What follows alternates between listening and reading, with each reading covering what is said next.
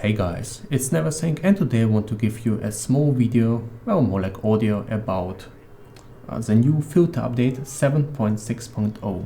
That filter update introduces a bunch of large changes to the filter, and I wanted to give kinda some background information about what is changing, why is it changing, and how it's affecting you.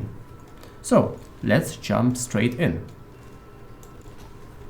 Something that has been annoying me since quite a while is the way I've been tiering prophecies. So prophecies previously was simply tiered based on price. The latest filter update changed that. So there are some new special tiers for prophecies, and one of them is called mapping prophecies. So those prophecies are the ones that you can basically just right click into your prophecy tab. They're not super expensive, but you can simply right click them all the time you find them, and they will improve your mapping experience. You don't have to be worried about your prophecies tiers getting cluttered. This is especially useful on uber strict and uber plus strict, where cheap and useless prophecies will be filtered as well. At the same time, I've introduced some special tiers, such as a tier for upgrade items prophecies and a tier for drop unique prophecies. So those tiers are very useful for self-found and special leaks, and they can be customized on Filterblade. In general, the prophecy tiering is much more stricter. More than 50% of all prophecies are hidden on very strict and up, and I'm excited to hear your feedback on that feature, guys. Fragment tiering also underwent an overhaul. The new fragment tiering is a little bit more sophisticated, it's easier to customize, and it's much more accurate and tiered to the current softcore or hardcore economy. Crafting bases also underwent a full rework. Previously, the filter had 36 different rules for crafting bases. It was insane. While they were fairly maintainable, they were really hard to edit on Filterblade. So I've sat down and looked on what exact rules are necessary and what not, and try to create a new crafting system that's much more intuitive, much easier to edit, and doesn't just kind of add a lot of features that are barely used. So it's been reduced to just a few tiers of crafting rules that feel and look like, well, I feel like they are much more appropriately tiered right now.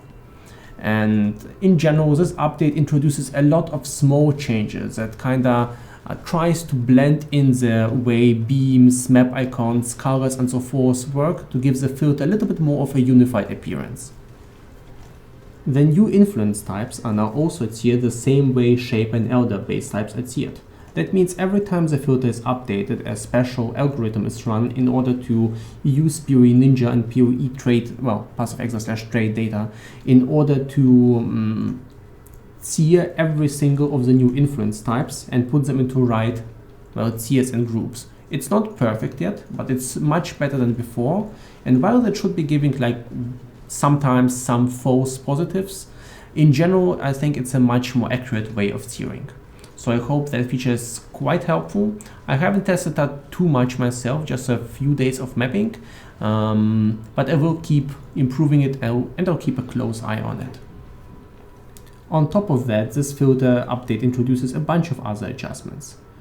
So there's better highlight for enchanted items, some changes to divination card tiering, better incursion mod highlight, and a little bit better like valuable incursion mod detection. There was some trouble with summoner items, so those should be much better highlighted now.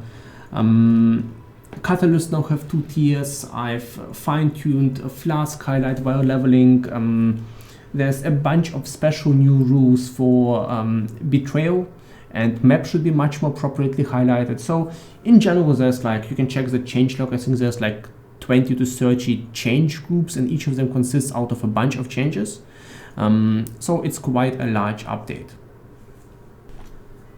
This update needed to be that large, and the reason for that is Conquerors of the Atlas has really changed the gameplay, really changed the tiering, really changed the economy. So this filter update should be reflecting and adjusting to that new situation quite well.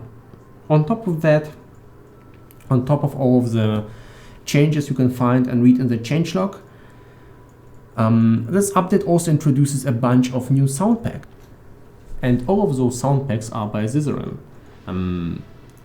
There's a Zizaran Golem soundpack, Zizaran Kermit soundpack, and a Zizaran Holy soundpack. Well, Holy. At this point, I gotta say his acting for the Gollum and Kermit soundpack is really top notch. I actually had to ask him, did you not just copy those out of a movie or TV show so that there's no copyright issues? Now, I'm gonna say that on video I'm not sure if Holly is his girlfriend or sister, or if he's just acting the female noise so well, so I'm a little bit afraid to ask him. Probably will ask it in a second. But yeah, that being said, I believe the current filter update is quite interesting, and I'm excited to hear your feedback, guys. With that said, I hope you enjoyed. Give me some feedback. Try it out on Filterblade, customize it to your needs, and happy hunting, exiles.